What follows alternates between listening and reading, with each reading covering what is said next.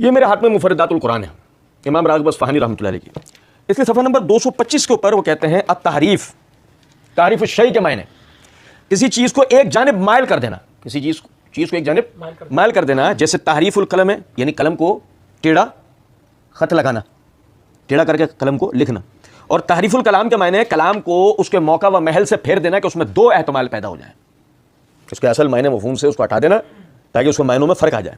قرآن میں ہے یحرفون الکلم عن مواضعہ، کہ یہ لوگ کلمات کو یعنی کتاب کے اپنے مقامات سے بدل دیتے ہیں، اور دوسرے مقام پر من بعد مواضعہ ہے کہ یعنی ان کے محل اور صحیح مقام مقرر ہو جانے کے بعد۔ وقد کان فریق منہم یسمعون کلام اللہ ثم یحرفونہ من بعد ما عقلوہ، کہ جیسے تیسرے مقام پہ اللہ نے فرمایا کہ ان میں سے کچھ لوگ کلام خدا کو سنتے ہیں یعنی تورات کو، پھر اس کے سمجھ لینے کے بعد اس کو بدل دیتے ہیں، اس کو سمجھ لینے کے بعد اس کو بدل دیتے ہیں۔ اب دیکھیں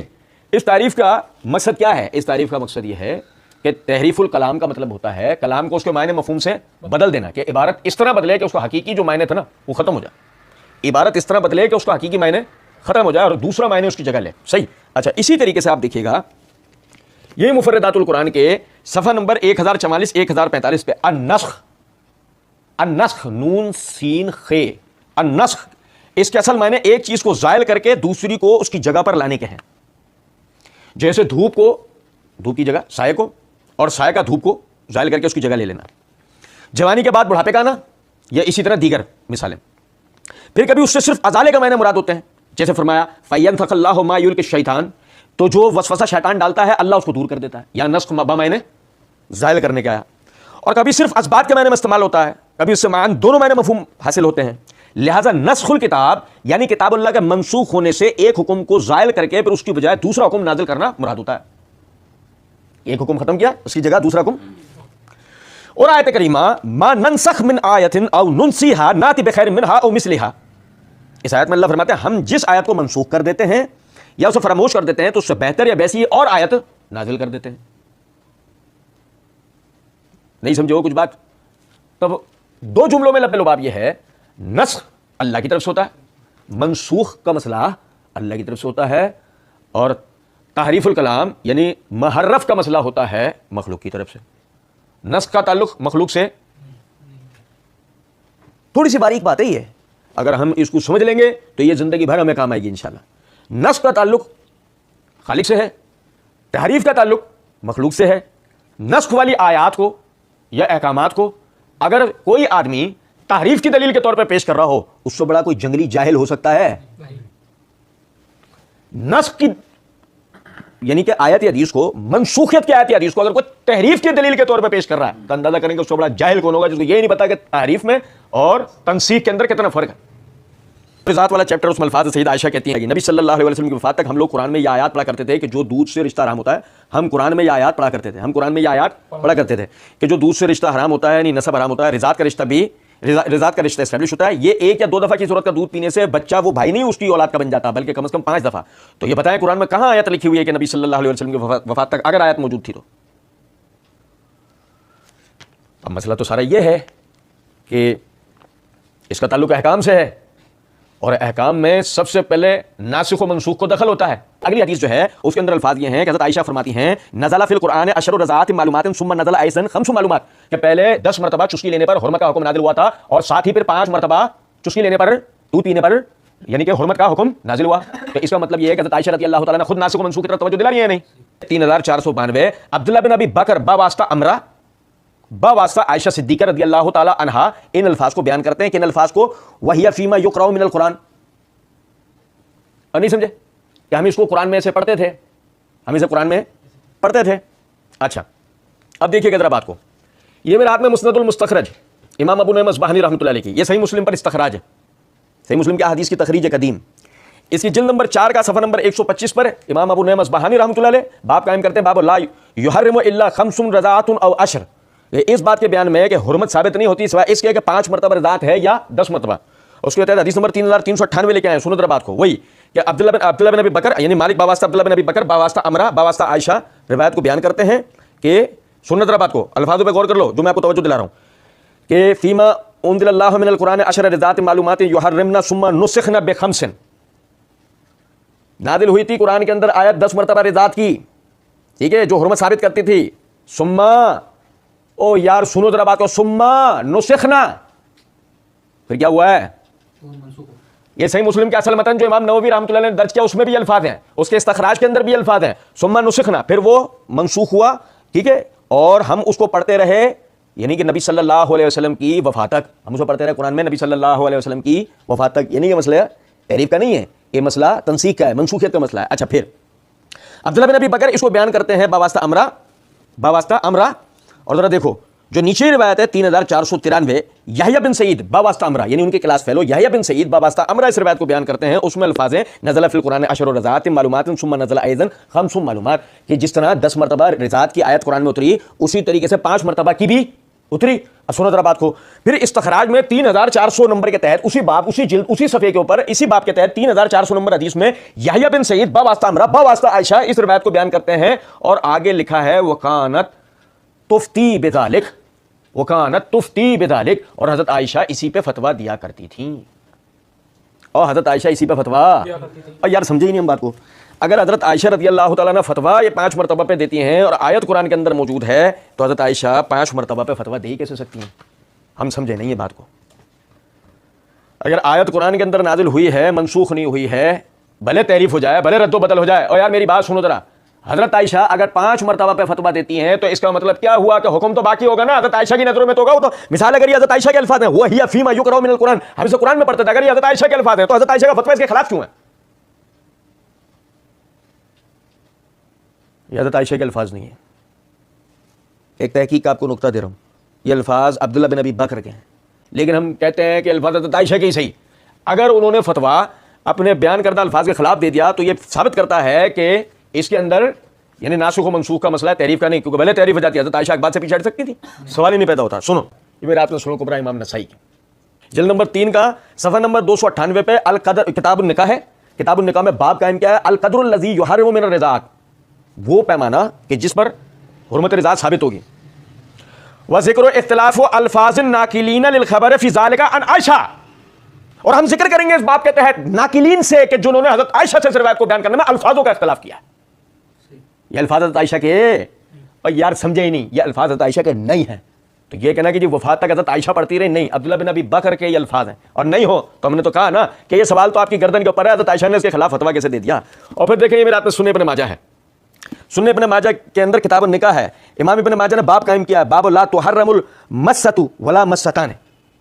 ایک یا دو چسکیوں سے حرمت ثابت نہیں ہوتی. اس کے تحت حدیث نمبر 1943 ہے. سنو بڑی غور سے, حدثنا عبد الوارث بن عبد الصمد بن عبد الوارث حدثنا ابی ہے حدثنا حماد بن سلمہ عن عبد الرحمن بن قاسم عن عبد الرحمن بن قاسم عن ابی ہے عن امرا عن عائشہ تھا. عبد الرحمن بن قاسم اپنے والد قاسم باواسطہ امرا, یعنی یحییٰ بن سعید کے مطابق قاسم کر رہے ہیں. سنو ذرا بات کو, عن عائشہ انہا قالت کان فیما انزل اللہ من القرآن, کان فیما انزل اللہ من القرآن ثم سکتا لا یحرم الا عشر رضعات او 5 معلومات, کہ یہ قرآن میں پہلے آیت اتری تھی, پھر منسوخ ہو گئی, پھر منسوخ ہو گئی, اور 5 مرتبہ کا حکم اترا. یہ حضرت عائشہ کے الفاظ ہمیشہ وفات تک پڑھتے رہے, یہ الفاظ حضرت عائشہ کے نہیں ہے. یہ میرے ہاتھ میں شرح نبوی ہے صحیح مسلم پر, اس کی جلد نمبر 4 کا صفحہ نمبر 431 پر حدیث نمبر 3598, وہی روایت جو مرزا جی نے توجہ دلائی, اس کی یعنی کہ شرح کرتے ہوئے امام نووی رحمۃ اللہ علیہ فرماتے ہیں وَمَعْنَاهُ أَنَّ النَّسْخَ بِخَمْسِ الرَّضَعَاتِ تَأَخَّرَ عَنْ ذَلِكَ جِدًّا حَتَّى أَنَّهُ صلی اللہ علیہ وسلم توفیہ وبعض الناس یکرہ 5 رضعات. یہ جو معنی ہے کہ ادھر منسوخیت کے, تو اس کا کیا مطلب ہے؟ یہ معنی ہے کہ منسوخ ہو کے حکم آیا 5 رضعات کا, یعنی 5 چسکیوں پہ رضعات کا, جو کہ مؤخر تھا 10 مرتبہ سے. لوگ پڑھتے آ رہے تھے اس کو, لوگ اس کو پڑھتے آ رہے تھے 10 مرتبہ کو اب تک. وَيَجْعَلُهَا قُرْآنًا مَتْلُوًا, اور اسے وہ وحی متلو سمجھتے تھے, وہ سمجھتے تھے کہ یہ حکم کوئی قرآن کے جلی حروف کی صورت میں اترا ہوا ہے, وہ اسے وہی متلو سمجھتے تھے, وہ وہی جس کی تلاوت ہوتی ہے یعنی قرآن. لِكَوْنِهِ لَمْ يُبَلِّغْهُ النَّسْخُ لِقُرْبِ عَهْدِهِ, کہ انہیں قریب زمانہ ہونے کے باوجود بھی اس کے منسوخ ہونے کا حکم پہنچا تھا.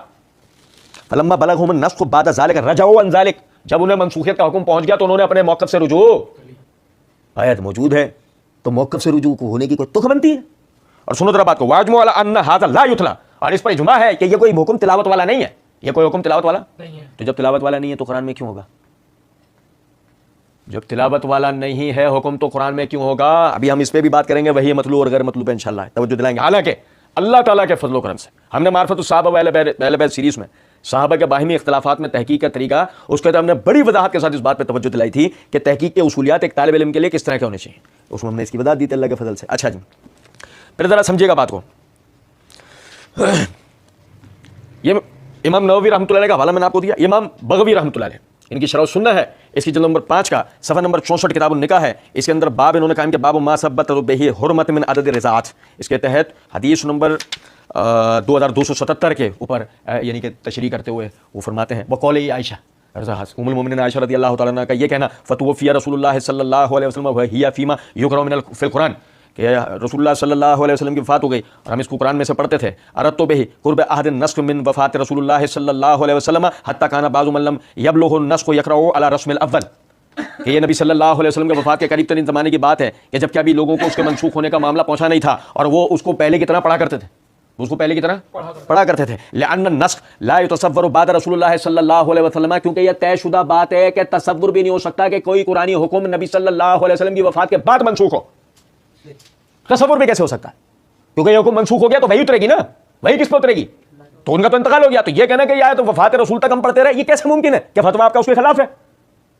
اگر یہ حکم بعد میں منسوخ ہوتا بقول آپ کے جو خود حضرت عائشہ کہہ رہی ہیں، تو یہ کیسے ممکن تھا کہ وہ وفات تک آیت موجود ہوتی؟ سمجھے ہیں بات کو یا نہیں؟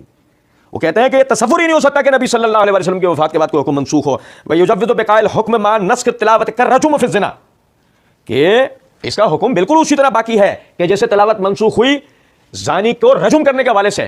حکم کی تلاوت منسوخ ہوئی زانی کو رجم کرنا، حکم باقی من ارتفاع تلاوت فی القرآن، قرآن میں سے اس کی تلاوت کو اٹھا لیا گیا، حکم باقی رہا۔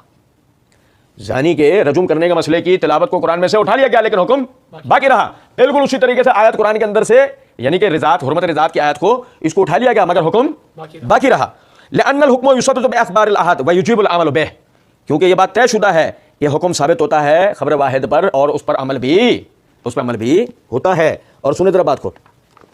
یہ میرے ہاتھ میں امام ابن ملکن رحمۃ اللہ علیہ کے البدر المنیر ہے، اس کی جلد نمبر 6 کا صفحہ نمبر 308 کتاب الرضاع کے اندر یہ حدیث کو وہ نقل کرنے کے بعد فرماتے ہیں وَهُنَّ فِيمَا يَقْرَأُ، ہم اس کو پڑھا کرتے تھے اسی میں، ایو حکمن کما نبہ علیہ الرافعی وقال غیرہ ان النسخ بخمس رضاعات تاخر انزالہ جدا حتی انہ علیہ السلام توفی وبعض الناس تقرأ خمس رضاعات قرآن متلوا، کہ جیسے کہ امام رافعی نے بھی پہلے اس پہ توجہ دلا دی ہے اور ان کے علاوہ بھی لوگوں نے کہا ہے کہ جو ناسخ حکم تھا وہ 5 مرتبہ رضاعت کا تھا اور وہ یعنی کہ وہ حکم نازل ہوا رسول اللہ صلی اللہ علیہ وسلم کی وفات کے قریب زمانے میں اور اس کے بعد آپ صلی اللہ علیہ وسلم کی وفات ہوئی، مگر لوگ جو ہے اس کو تلاوت کرتے تھے وہی مطلوع سمجھ کے کہ یہ قرآن کا حصہ ہے کہ اس کی تلاوت ہوگی کوئی خدا نہ خواستہ،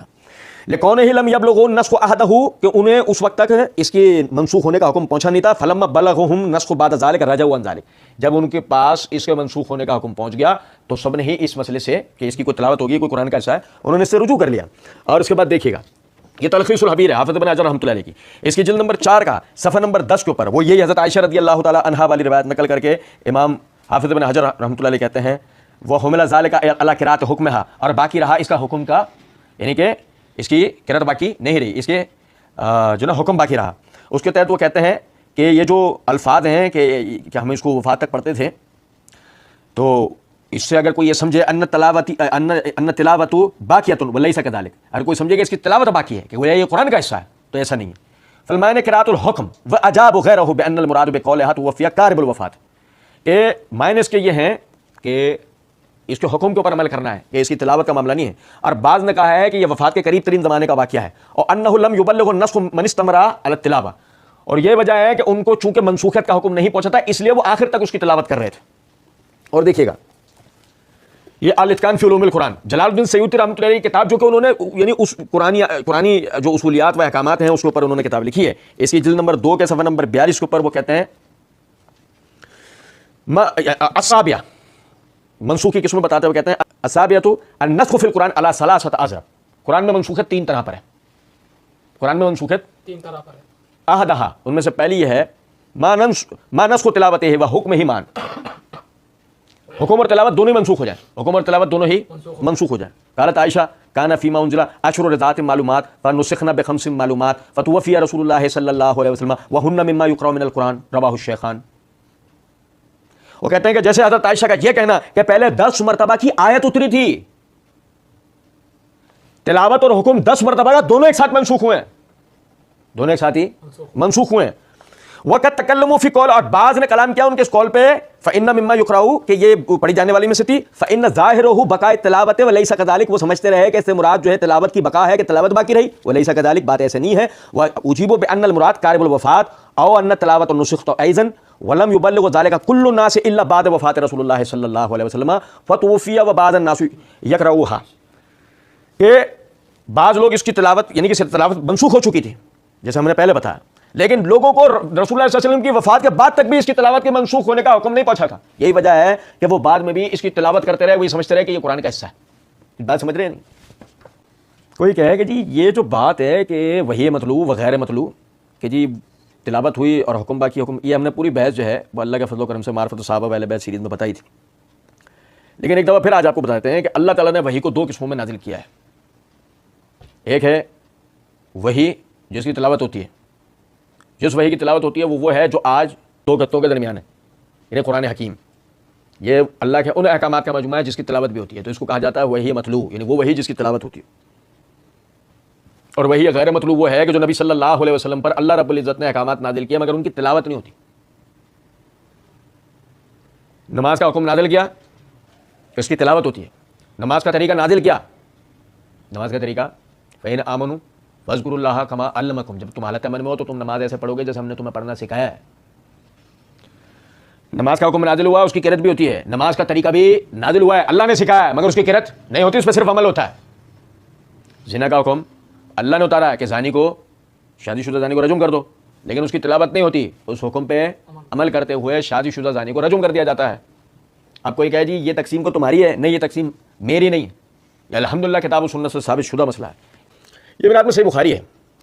اس کی جلد نمبر 8 کا صفحہ نمبر 232-233 ہے، امام بخاری رحمۃ اللہ علیہ کتاب المحاربین کے اندر باب الاعتراف بالزنا، اس کے تحت حدیث نمبر 6828 6827 6828 لے کے آئے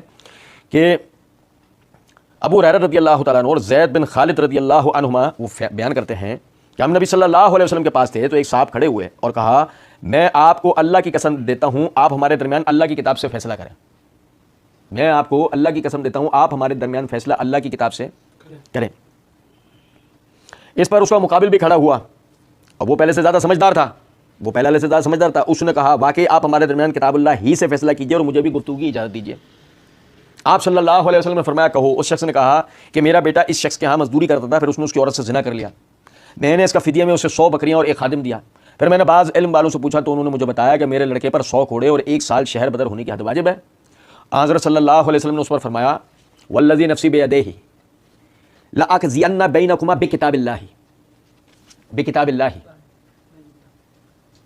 صحیح ہے۔ نبی صلی اللہ علیہ وسلم نے فرمایا اس ذات کی قسم جس کے ہاتھ میں میری جان ہے میں تمہارے درمیان کتاب اللہ کے مطابق فیصلہ کروں گا، 100 بکریاں اور خادم تمہیں واپس کرنے ہوں گے اور تمہارے بیٹے کو 100 کوڑے لگائے جائیں گے اور 1 سال کے لیے اسے جلا وطن کیا جائے گا۔ اور اے انیس صحابی تھے، انہوں نے کہا صبح کو اس کی عورت کے پاس جانا، اگر وہ زنا کا اقرار کر لے تو اسے رجم کر دینا، شادی شدہ تھی نا، اسے رجم کر دینا۔ چنانچہ وہ صبح کو اس کے پاس گیا اور اس نے اقرار کر لیا تو ان تمام صحابہ نے اس کو رجم کر دیا۔ میری بات توجہ سنیں، نبی صلی اللہ علیہ وسلم کو اس نے کہا میں آپ کو اللہ کی قسم دیتا ہوں آپ ہمارے درمیان فیصلہ کرو گے اللہ کی کتاب سے۔ نبی صلی اللہ علیہ وسلم نے فرمایا اس ذات کی قسم جس کے حق میں میری جان ہے میں تمہارے درمیان فیصلہ کروں گا اللہ کی کتاب سے۔ شادی شدہ کے لیے کیا حکم بتایا کہ اس کو رجم کر دو، پھر تم آیت رضات کے لیے یہ کہہ رہے ہو کہ ہم تمہیں نکال کے دیں، کیا نکال کے دیں؟ اٹھاؤ صحیح مسلم پڑھ لو، یہ نہیں مجھے کیسے نے کہا تعریف ہو گئی، سمجھے ہیں بات کو یا نہیں؟